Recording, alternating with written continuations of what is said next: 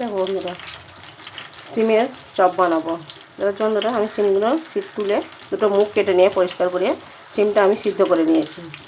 সিদ্ধ করে এর মধ্যে একটু আমি লবণ মাখিয়ে নিয়েছি। এটাকে আমি ব্যাটার গুলে তেলেতে আমি করে নেবো, ফ্রাই করে নেবো। দেখুন ব্যাটারটা আমি গুলে নিয়েছি, এর মধ্যে নুন হলুদ লঙ্কা দিয়ে একটু ব্যাটারটা রেডি করে নিয়েছি।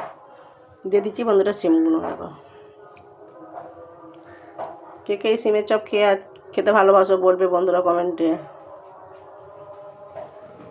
তেল আমার গরম হয়ে গেছে, তেলের মধ্যে মেরে ছেড়ে দিচ্ছি বন্ধুরা। দেখো বন্ধুরা, আমার সিমের চপ রেডি হয়ে গেছে।